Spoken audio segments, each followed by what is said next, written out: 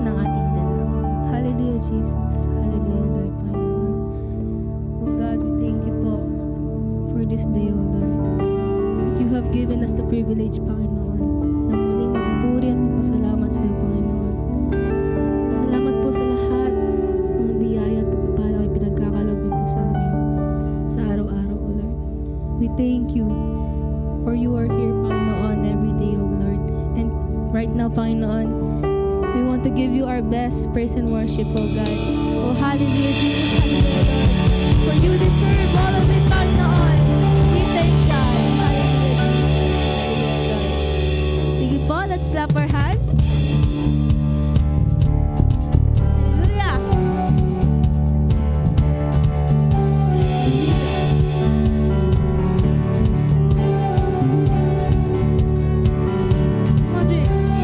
Wandering into the night, wanting a place to hide this weary soul.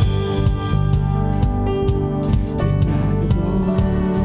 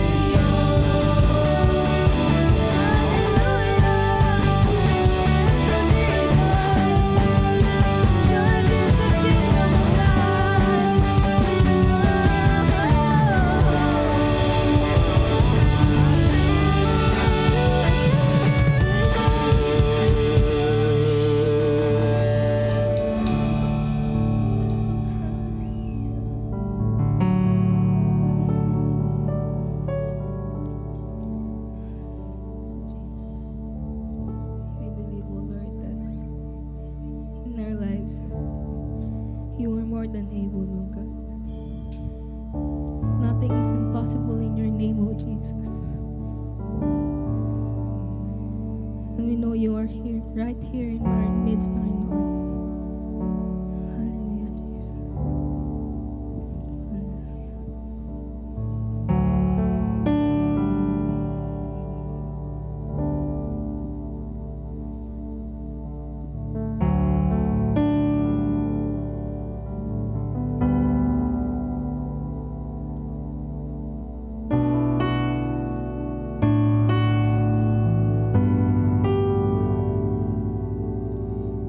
When did I start to forget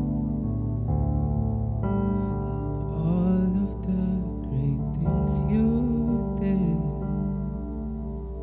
When did I throw away faith for the impossible?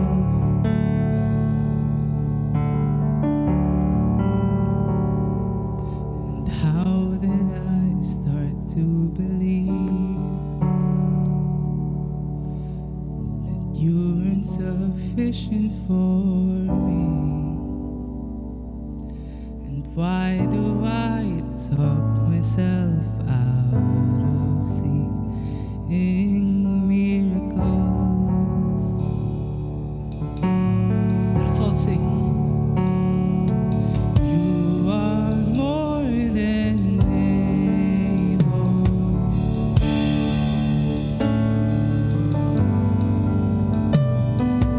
You are more than able. You are. You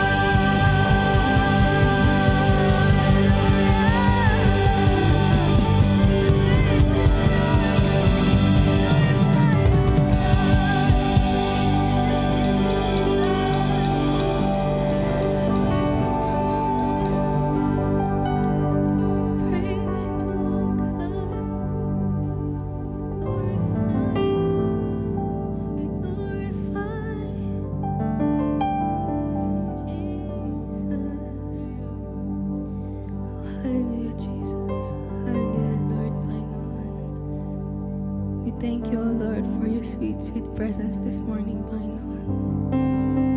May you continue to move in our midst, Panginoon, in everything we do, O God. For you are great, Panginoon. Your name is the highest, Panginoon, and we'll continue to believe that, O God. Continue to be the Lord of our lives, Panginoon, and we praise you only, Panginoon. Oh, hallelujah, Jesus, hallelujah, Lord. We give back all of the highest glory and honor to you only, O God. In Jesus' name we pray. Amen.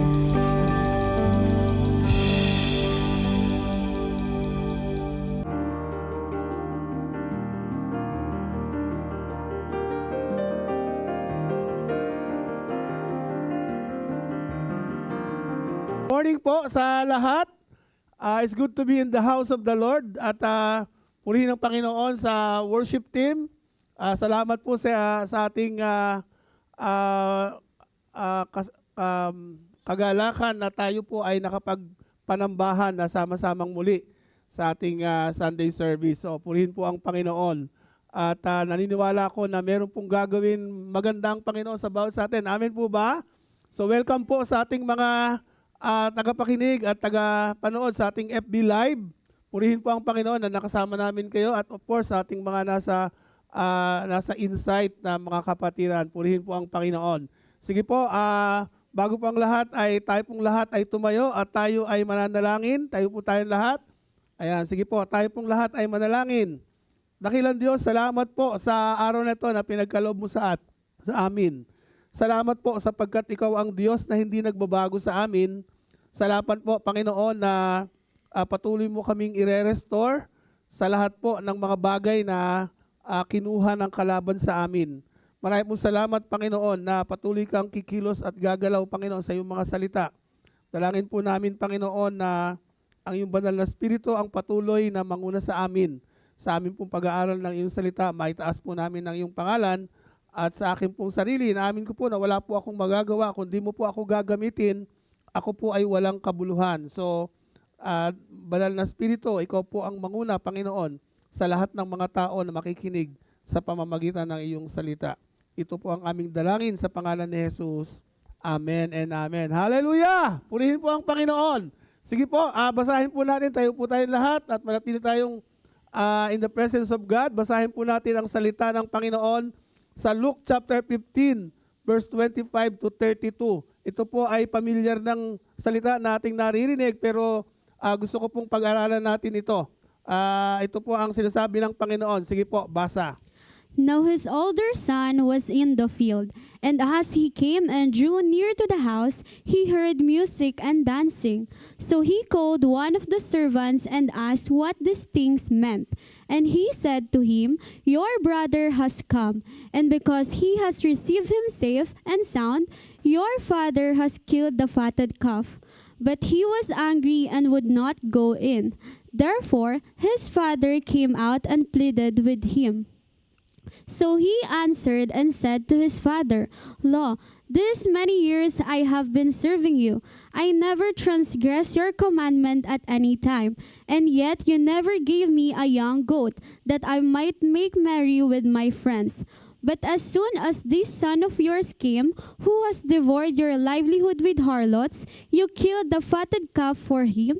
And he said to him, "Son, you are always with me, and all that I have is yours.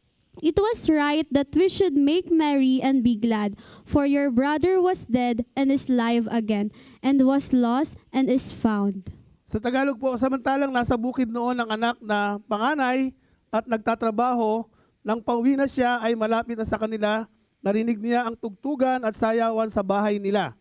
Tinawag niya ang isang utusan at tinanong, "Bakit?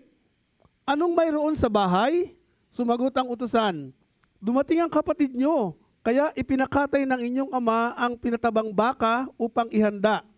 Dahil bumalik siya at ligtas na nasa mabuting kalagayan." Nagalit ang panganay at ayaw pumasok sa bahay. Kaya pinuntahan siya ng kanyang ama at pinakusapang pumasok. Pero sumagot siya, "Pinaglingkuran ko kayo ng tapat sa loob ng maraming taon, at kailanman ay hindi ko sinuway ang utos ninyo. pero kahit minsan ay hindi ninyo ako binigyan ng kahit isang batang kambing para makapaghanda ako at makapagsaya kasama ang mga kaibigan ko. Pero nang dumating ang anak ninyo na lumustay ng kayamanan ninyo sa mga babaeng bayaran, pinagpatay nyo pa ng pinatabang baka. Sumagot ang ama, anak, lagi tayong magkasama at ang lahat ng ari-arian ko ay sa iyo. Dapat lang na magsaya tayo dahil ang kapatid mo na inaakala nating patay na ay bumalik sa buhay. Nawala siya pero muling nakita. Sige po, sa umaga pong ito, ang title po ng ating pag-aaral ay pinamagatang Inside but Outside. Sabihin nga natin yan, inside but outside. So, alam nyo, sa araw na ito, gusto ko pong magpakatotoo tayong lahat. Pwede po bang magpakatotoo tayong lahat? Can be real with you? Can I be real with you for a moment? Maaring nasa room ka ngayon, but you are not really in the room. Maaring na yung physical mo nandito sa room, pero yung isip mo wala sa room. Maaring nasa loob ka ng simbahan ngayon, yet you are outside the Father's joy. Wala kang kagalakan. Maaring nasa ministry ka ngayon, pero ang layo ng puso mo sa Master.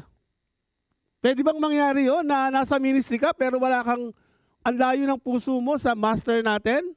Or nasa loob ka ng simbahan, pero ang isip mo ay lumilipad? Maybe you are inside the ministry, yet outside the intimacy of God. Maybe you are inside the work, yet outside His will. Gumagawa ka sa kaharian niya, pero ang layo sa kalooban ng Panginoon. Wala ka sa kalooban ng Panginoon. You are outside His will, no? You can be leading worship, nagwo-worship ka pa, nagli-lead ka. No, you can be preaching, may fire yung preaching mo, or you are maybe running the program in the church, yet your heart is quietly drifting. Lumalayo na pala yung puso mo sa Panginoon. Pwede bang mangyari yun, Pastor? Pwede. Pwede ngang nandito ka sa simbahan, pero yung puso mo lumalayo na pala sa Panginoon. Tapikin mo nga yung katabi mo. Malayo na ba ang puso mo sa Panginoon? Nagdidrip na ba ang puso mo sa Diyos? Parang katulad ng Wi-Fi. You look connected, pero walang data na pumapasok. Nangyari ba sa inyo na connected ka pero no data flow? Or it's like charging your phone overnight. But when you wake up, you realize the charger wasn't plugged into the socket. Akala mo, nagcha-charge yung cellphone mo, pero yun pala, nade-drain na pala kasi hindi naman pala naka-charge. Or, like driving a Google Maps with no GPS signal. Pwede ka bang mag-drive sa Google Maps nang walang GPS signal? Of course, you are moving, but the system doesn't really know where you are. Anong mangyayari sa'yo? Maliligaw ka. Alam nyo, doon sa binasa natin sa Luke chapter 15, pinapaliwanag dito yung istorya. Usually na naririnig na natin at matagal na nating nababasa, no? Pati nga mga unbeliever na alam tong istorya na to. Alam nyo yung Luke chapter 15, ito po ay istorya ng mga nawawala. Lost coin, lost sheep, and then lost son. Pag binasa nyo po natin yung context nitong Luke chapter 15, ang ibig sabihin po ng Luke chapter 15, grace. Bakit ko po sinabing grace? Kasi sa pamamagitan ng grasya ng Panginoon, lahat ng nawawala, ni-restore ng Panginoon. Sa pamamagitan ng grasya ng Panginoon, kahit hindi tayo kaibig-ibig, kahit ang dami nating ginagawang kapalpakan, kahit ang dami nating ginagawang hindi maganda sa paningin ng Diyos at sa paningin ng tao, sa habag ng Diyos, tinanggap pa rin tayo ng Panginoon. Hallelujah! Purihin ang Panginoon na kahit anong bagay na ginawa natin, kahit ang dilim-dilim ng buhay natin, kahit anong bagay na ginawa natin kasalanan, malaki man o maliit, kapag lumapit tayo sa Diyos, ayon sa grasya ng Panginoon, tinatanggap niya tayo. Purihin po ang Panginoon. Palakpakan natin ang Panginoon. Palakpakan natin ang Panginoon sa lahat ng mga ginagawa niya sa atin, na in spite of everything, na marami tayong hindi ginagawang hindi maganda, pero yung grasya ng Panginoon naroon po. Yun po ang ibig sabihin ng grasya, no? Ang Luke chapter 15, particular doon sa binasa natin sa Luke chapter 15, doon sa prodigal son, no, may dalawa pong anak dito, yung mayaman, no? Alam natin na istorya ng prodigal son, no? Pag tinignan natin yung Mark chapter 1 verse 14 to 15, no, sabi na, now after John was put in prison, Jesus came to Galilee preaching the gospel of the kingdom of God. And then sabi na ganoon, the time is fulfilled and the kingdom of God is at hand. Repent and believe in the gospel. Meron pong dalawang bagay na yung unang salita, yung unang preaching ni Jesus, nung siya po ay after niyang mabaptize, no? The time is fulfilled and the kingdom of God is at hand. Repent and believe in the gospel. No? Ano ibig sabihin yan? Ang ibig sabihin po niyan, the kingdom of God is the solution. Lahat po tayo ay tumanggap sa Panginoon. Meron po ba ritong hindi pa tumatanggap sa Panginoon? Sa mga nakikinig sa amin sa FB Live, kung hindi nyo po tinatanggap ang Panginoon personal sa inyong buhay, ito na po yung pagkakataon na tanggapin natin ang Panginoon bilang personal na tagapagligtas at Panginoon ng ating buhay. Kung gusto mo pong gawin yan, inaanyayahan po kita sa simpleng pagtanggap sa ating Panginoon. Pwede po ba tayong pumikit, yung mga kapatid natin sa FB Live, kung nais pong tanggapin ang ating Panginoon na bilang personal na Panginoon at tagapagligtas, tayo po ay i-guide ko po kayo sa panalangin. Ito po ay panalangin ng pagtanggap at pagbubukas ng puso kay Jesus. No, sige po, tayo pong lahat ay pumikit. Panginoong Jesus, salamat po sa iyong mga salita. Salamat po sa pagkakataong ito na narinig ko ang iyong salita.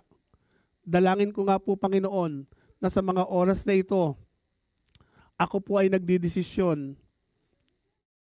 na buksan ang aking puso sa iyo at tanggapin ka bilang tagapagligtas at Panginoon ng aking buhay. Patawarin mo po ako sa aking mga kasalanan. Linisin mo po ako ng iyong banal na dugo. At mula ngayon, ikaw na po ang aking tagapagligtas at Panginoon ng aking buhay. Salamat po, Panginoon, sa iyong mga salita. Ito po ang aking dalangin sa pangalan ni Jesus. Amen. Ito po yung usual na istorya nung alibughang anak, no? Hindi po ako magdodwell doon sa prodigal son, magdodwell po ako doon sa panganay na sinasabi ng iba ay prodigal son 2, no? So, ano po ba ang background ng binasa natin? Of course, makikita natin na 2 steps to transfer para tayo po ay malipat sa kaharian ng Panginoon from the kingdom of darkness to the kingdom of light. May dalawang bagay po para tayo ay malipat. No? Pinag-aaralan po natin ito sa School of Workers. Ano po yan? Repent and believe the gospel. So, kung gusto nating malipat sa kaharian ng kadiliman patungo sa kaharian ng kaliwanagan, kailangan po tayong humingi ng tawad at manampalataya po tayo sa gospel. Ano po yung gospel? The death, burial, and resurrection of our Lord Jesus Christ. Ito po yung simpleng pagkamatay, no, pagkalibing at muling pagkabuhay ng ating Panginoong Hesukristo. Kasi hanggang ngayon po pinagtatalunan po 'yan, no, yung gospel na 'yan. Pero ang sabi na ganoon, ito po yung pagkakataon na dalawang bagay na pwede tayong malipat sa kaharian ng kadiliman patungo sa kaharian ng kaliwanagan.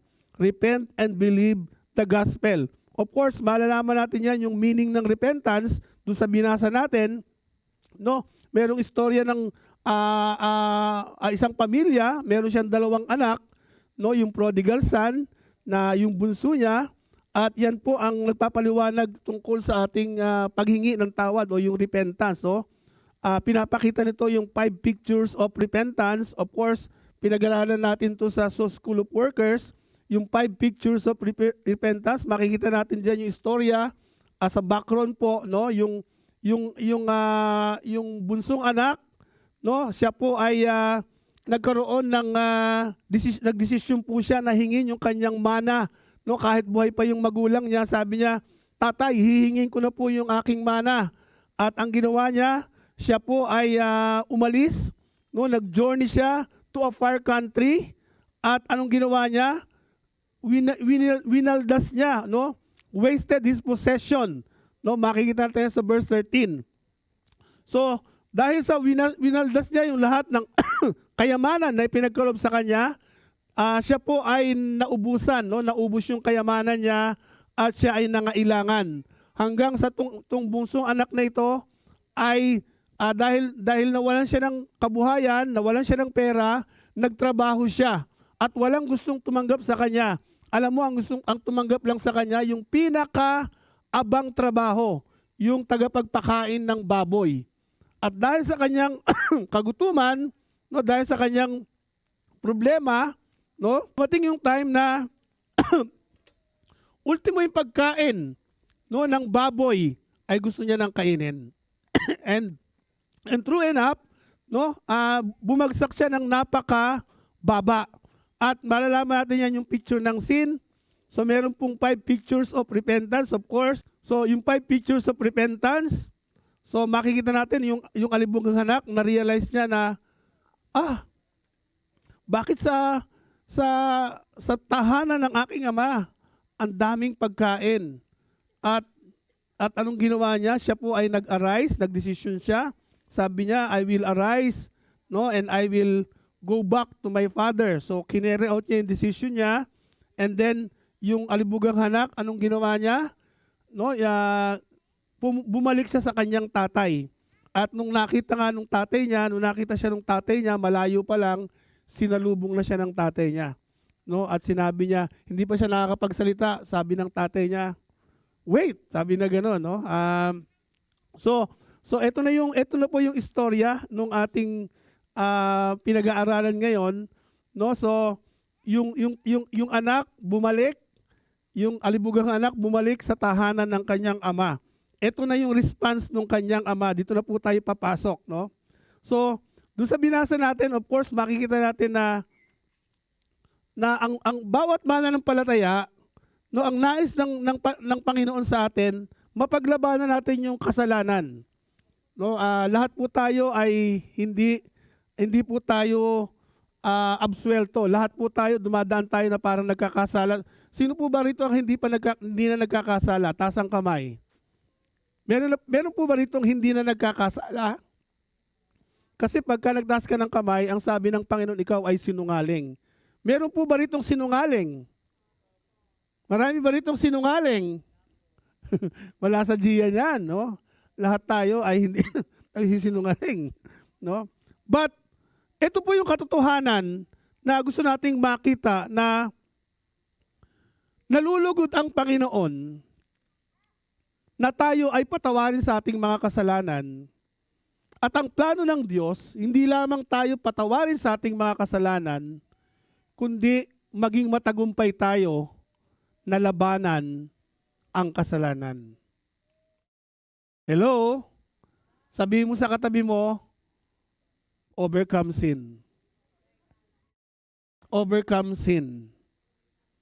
Kasi tayong lahat ay overcomer. So ang nais ng Panginoon, ma-overcome natin yung kasalanan, no? Nalulugod ang Diyos. Kaya nga sabi sa 1 Peter chapter 1 verse 23, having been born again, not of corruptible seed, but incorruptible through the word of God, which lives and abides forever. Tayo po ay pinanganak sa kaharian ng Diyos. Dapat wala nang hold sa atin yung kasalanan. Kaya kapatid, kung ikaw ay nagkakasala pa ng big time, ng small time, there is something wrong. Kasi lahat daw ng ipinanganak sa kaharian ng Diyos, nagkakaroon tayo ng kapangyarihan labanan yung kasalanan. For example, dati palamura ka. Kung palamura ka pa rin hanggang ngayon, ibig sabihin yan, hindi ka pa pinapanganak sa kaharian ng Diyos. Kung dati mainitan ang ulo mo, tapos na born again ka, mainitin pa rin ang ulo mo, there's something wrong. Kung dati ay meron kang lihim na ginagawa na ikaw lang ang nakakaalam, tapos nung nakakilala ka sa Panginoon, ginagawa mo pa rin yan, there's something wrong. Dapat, ang isang Kristiyano daw, ay merong kapangyarihan na labanan yung kasalanan. Kung dati kang chismosa, at ngayon, Kristiyano ka na, ang tagal mo ng Kristiyano, chismosa ka pa rin, hindi ka pa rin nabago. Kung dati kang pasaway sa magulang, dapat nung naging Kristiyano ka, binago ka na ng Panginoon. Hindi ka na pasaway. Amen po ba? Amen po ba? Hello? Yan. So yan po yung nais natin ng Panginoon sa atin. Pero ano po ba yung reaksyon ng elder son? Gusto ko makita natin yung condition ng elder brother, no? Ano ba yung condition ng elder brother?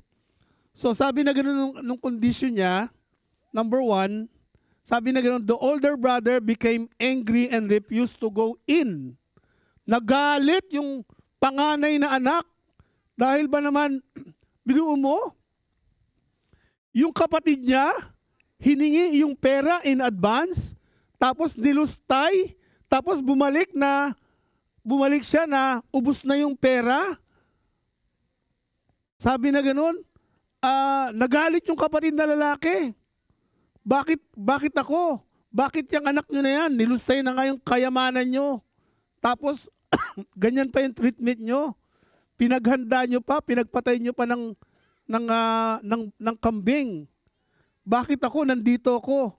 Wala man lang kayong ginawa. So, sabi na gano'n ng older brother, no, nagkaroon siya ng parang galit, no? Nagkaroon siya ng resentment. Sabi na gano'n, I'm here, but I'm not here. No? Ito po yung condition ng elder brother. I'm here, but I'm not here. So notice this. He was physically present doon sa father's house, pero emotionally and spiritually, siya po ay disconnected. So he was disconnected emotionally and spiritually. Alam niyo, bilang mananampalataya, you can be attending church, you can be attending meetings, you can be in the Sunday service, but still, you are operating on an autopilot. Ano yung ibig sabihin ng autopilot? Makasarili. You're doing the motion, but the joy is gone.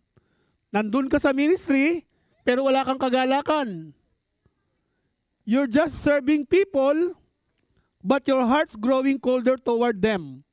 Kunyari, nagsiserve ka sa tao, pero wala ka namang, malamig naman ang puso mo. Hindi naman totoo yung puso mo. Meron bang taong ganon? Na tumutulong ka rito? Tumutulong ka magano, pero parang reklamo ka ng reklamo? Bakit ako lang buhat ng buhat? Bakit yung mga yan hindi nagbubuhat? Bakit ako lagi nandito sa prayer meeting? Bakit sila wala? Bakit ganon? Alam nyo, tingnan natin yung puso natin. You're here, but not here. Baka nandito ka, pero wala ka talaga dito. Wala na yung kagalakan mo. Wala na yung joy mo. Baka naglilingkod ka na lang dahil sistema ginagawa mo lagi. So, you're defending the faith publicly but losing the fire privately. Ang tingin nila sa'yo, parang ang init-init mo, pero privately, patay na pala yung apoy ng paglilingkod sa Panginoon. Kunwari na lang pala yung nakikita sa'yo. Meron bang Kristiyanong ganito na kunwari lang Kristiyano? Meron ba itong kunwaring Kristiyano lang? Nagkikristiyano-kristyanuhan. Alam nyo, pagka Kristiyano-kristyanuhan ka lang, pupunta ka lang sa langit-langitan. At ang Panginoon mo, Diyos-Diyosan lang. Hindi talaga totoong Diyos. No? Meron ba rito na nagkikristyanuhan lang? Sana po hindi po makita sa atin yung ganito.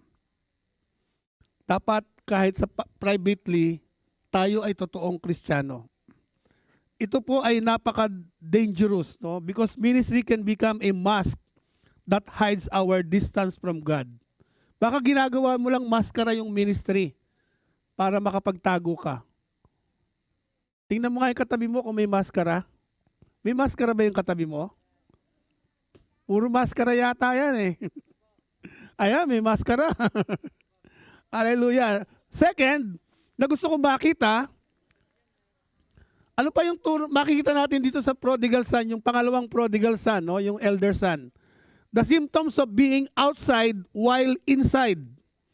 Yung simptomas, no? Na akala mo nasa loob ka pa, pero nasa labas ka na pala. No, ano makikita natin dyan sa Luke chapter 15? Ayan, sabi na ganoon. All these years, I've been slaving for you and never disobeyed your orders. Hallelujah. Ito yung sinasabi nung panganay na anak sa kanyang ama. All these years, no, sa lahat ng taon, sa lahat ng pagkakataon, ako ay nagsisilbi sa iyo at hindi ako sumuway sa lahat ng inuutos mo. Anong makikita natin dito? Yung tone ng kanyang boses, merong bitterness, merong entitlement, merong comparison. Hello? Alam nyo, three signs na tayo ay outside while inside. Alam nyo, may tatlong sign makikita sa isang tao. Ano yun? Resentment towards others' blessing. When someone else get promoted or launched, celebrated, and you feel, why not me? Naisip niyo ba yun? Bakit siya lagi? Bakit ako hindi? Bakit siya na-promote? Bakit ako hindi? Bakit siya? Ang dami niyang ministry, bakit ako hindi? Bakit siya? Ang dami niyang ginagawa sa Lord, bakit ako hindi? Alam niyo, pagka ganito na yung sarili natin, malayo na ang puso natin sa Panginoon. Ano pa yung sign na you are outside while inside is wala ng joy? Alam niyo yung tinatawag na joyless obedience? Sumusunod ka pero wala kang joy. Dangerous po ito mga kapatid. You're still doing the work, but it feels like a burden, not worship. Kapag burden na sa'yo, ang ginagawa mo sa Panginoon, hindi na worship, delikado po yan. Sigurado yan. You are outside while inside. Nasa loob ka ng simbahan, pero nasa labas naman ang puso mo. Ano pa yung sign na we are outside while inside? Yung distance from the Father's heart. You're most focused on ministry output than intimacy with God. Aligaga ka na, okay lang natin gawin natin to, pero ang puso mo ang layo sa Panginoon. Meron bang Kristiyanong ganito dito yan na may ginagawa sa Lord pero yung puso niya ang layo sa Panginoon? Hello? Hello?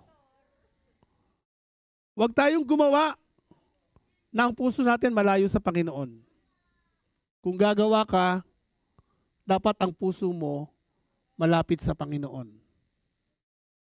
Kung gaano ka ginagamit ng Panginoon, ganun din dapat yung intimacy mo sa Panginoon. Amen po ba?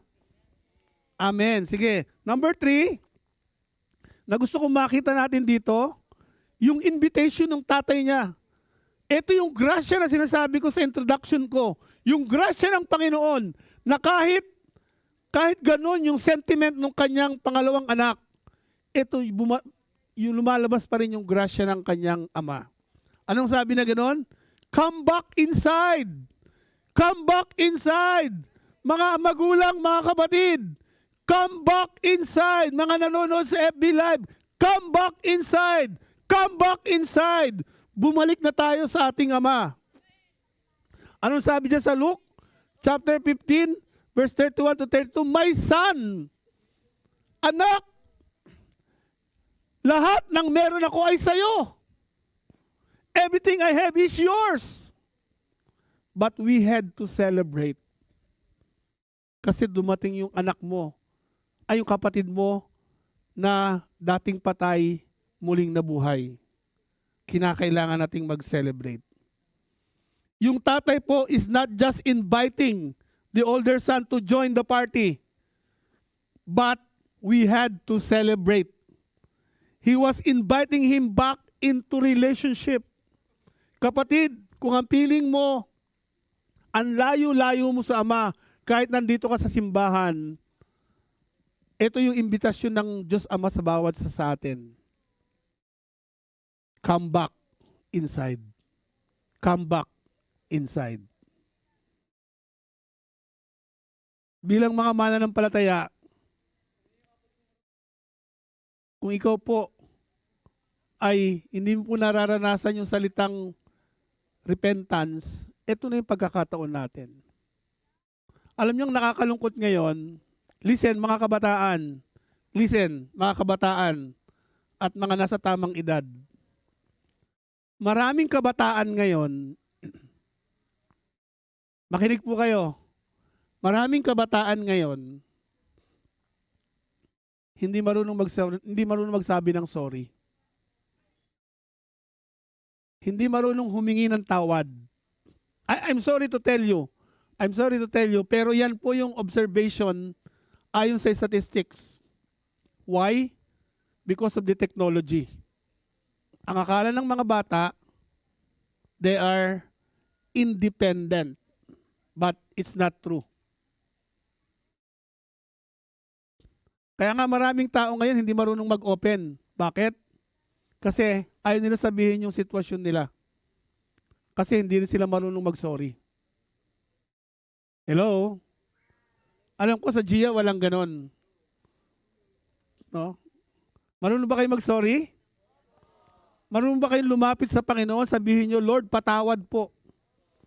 Marunong ba tayo lumuhod sa Panginoon, sabihin natin, Lord, patawad po. Sige po, kung gusto natin gawin yan, gawin natin ngayon. Pikit tayong lahat. Mga kabataan, mga katandaan, lahat po, maging nasa FB Live, no? Pikit tayong lahat.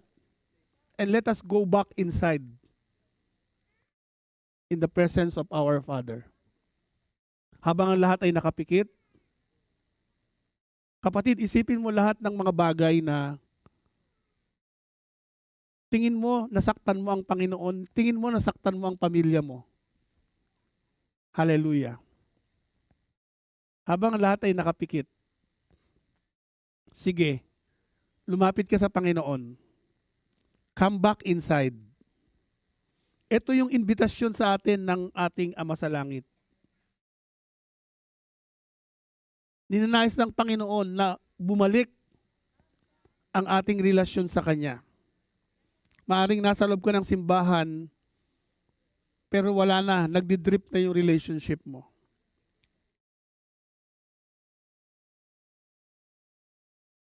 Repentance isn't just for the rebellious. It's for the religious too. Again, uulitin ko. Repentance is not just for the rebellious. It is for the religious too. It's when you say, God, I don't want to just work for you. I want to walk with you. Lord, I'm sorry for running the ministry or having in the ministry without first running to you. Patawarin mo po kami. Patawarin mo po kami na nasa loob kami ng simbahan pero nagdidrip na yung aming puso. Patawarin mo kami na nasa ministry kami pero wala na ang aming puso sa Master.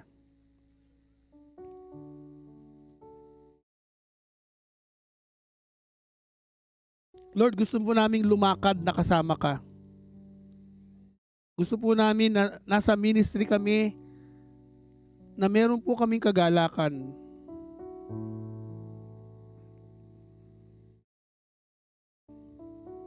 I-align mo po, Panginoon, ang aming mga puso.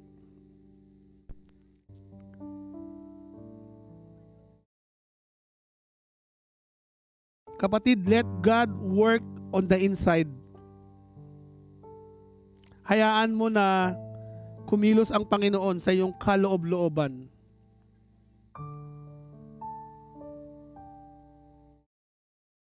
Ang nais ng Panginoon,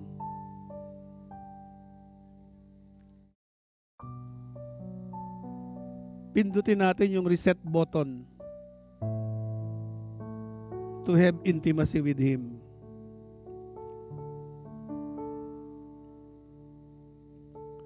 Because the kingdom doesn't just need your hands,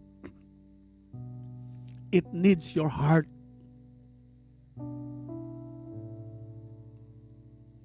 Salamat po, Panginoon. Babaguhin mo ang aming puso. I-realign mo ang aming puso.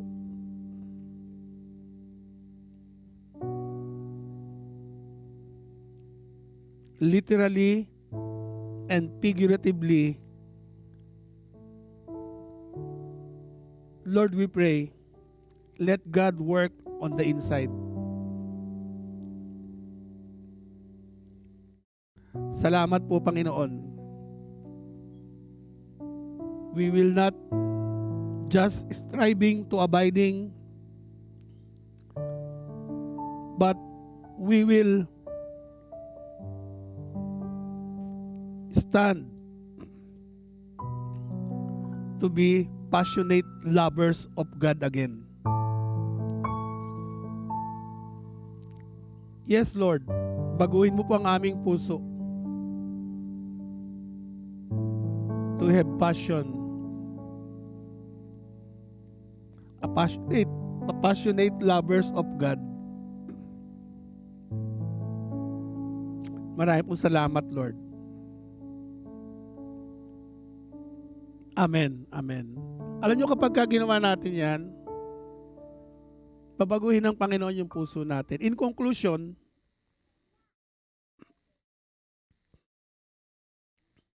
are you inside the house but outside His heart?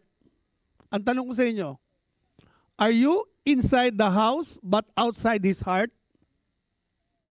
God is calling us today not just to stay in the ministry, but to stay in intimacy. Not just to keep the position, but to keep the passion. Alam niyo yung istorya ng prodigal son, ay pag titingnan natin parang hindi siya natapos. Pag binasa niyo yung Bible, the story ends without telling us if the older brother ever went in. Pag tinignan niyo yung istorya, hindi natin alam kung yung older brother ay pumasok ba o hindi sa loob ng tahanan ng kanyang ama. Bakit iniwan kaya ni Jesus na ganito yung kwento? Alam nyo, isa sa mga sinasabi ng mga Bible scholar, maybe He is asking us to answer it. Yung katanungan kung papasok ba yung older brother sa tahanan ng kanyang ama ay iniiwan sa atin bilang mga anak niya. Ngayon tatanungin ko kayo, kung ikaw yung older brother, ano ang gagawin mo? Ano ang gagawin mo? Are you inside the house but outside His heart? So today, ang challenge ko sa inyo, if you've been operating on autopilot, serving without joy or feeling disconnected from God while still in the church or ministry, don't fake it. Don't fake it. Wag nating i-fake yung ating paglilingkod sa Diyos. Don't fake it till you make it. Take the Father's invitation, repent, return, reconnect, and be restored. Tayo pong lahat ay tumayo para sa huling panalangin. Hallelujah. Hallelujah, Jesus. Hallelujah.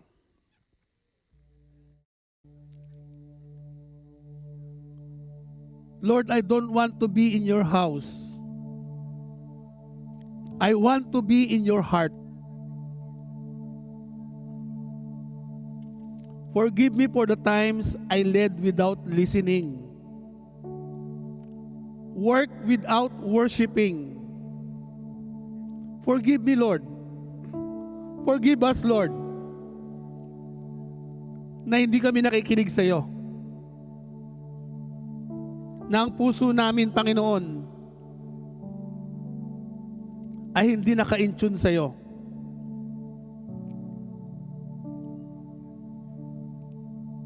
Forgive us, Lord. Today, I decided I'm coming back inside. Maraming po salamat sa grasya mo.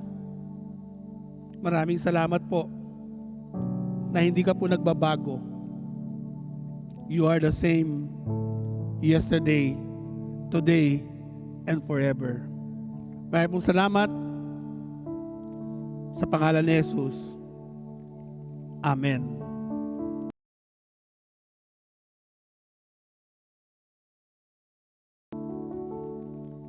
Para po sa ating benediction, may the Lord bless you and keep you.